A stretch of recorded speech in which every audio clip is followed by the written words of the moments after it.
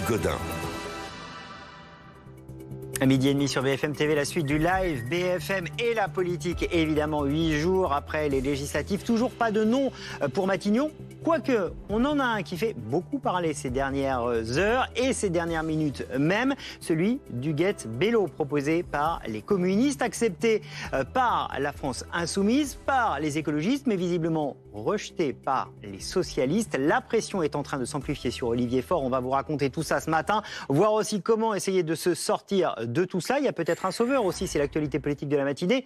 Gabriel Attal, élu président de groupe avec 93% des suffrages. On va en parler aussi, mais d'abord, Huguette Bello, si ce nom ne vous dit rien, qui est-elle? On va vous raconter tout cela avec les éclaireurs. Fanny Wegscheider qui nous rejoint. D'abord, petit portrait express d'Huguette Bello. Oui, Huguette Bello, vous allez la connaître maintenant. Elle a 73 ans. Alors, elle est présidente du conseil régional de La Réunion, fondatrice du parti pour La Réunion. Elle est surtout une grande habituée de l'Assemblée nationale. Elle y a passé plus de 23 ans entre 1997 et 2020. Tout d'abord au sein du GDR, la gauche démocrate et républicaine, ou alors en tant que députée non inscrite. Et puis surtout, elle a été récemment candidate sur la liste de la France insoumise aux élections européennes. Elle était 81e en position donc sur cette liste. Et elle recueille le soutien majeur de la France insoumise. Oui, alors de Fabien Roussel déjà évidemment, puisque c'est lui, le secrétaire national du Parti communiste, qui la connaît bien justement au sein de ce GDR, qui a soumis son nom donc aux autres présidents, aux autres dirigeants des partis qui font partie du NFP. C'était lors d'une réunion dans la nuit de mercredi à jeudi dernier.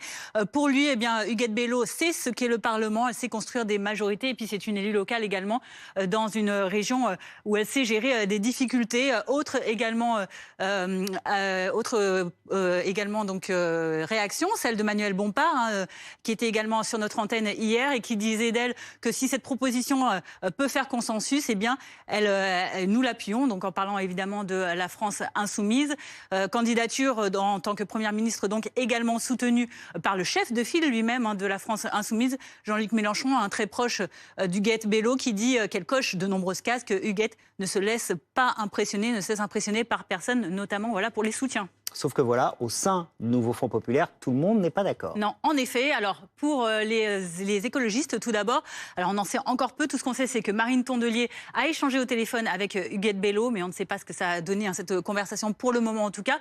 Ce qu'on sait en revanche, c'est que du côté du Parti socialiste, eh bien, on est opposé purement et simplement à cette candidature, puisque le vrai candidat, selon le PS, possible, eh bien, c'est Olivier Faure. Et puis, un autre désaccord profond également avec le Parti socialiste qui reproche à Huguette Bello, lors du vote du mariage pour tous en 2013, eh bien, de s'être absenté de l'hémicycle et de ne pas avoir voté cette loi. Merci beaucoup Fanny, voici pour tous les éléments, on va vous compléter ça avec les différents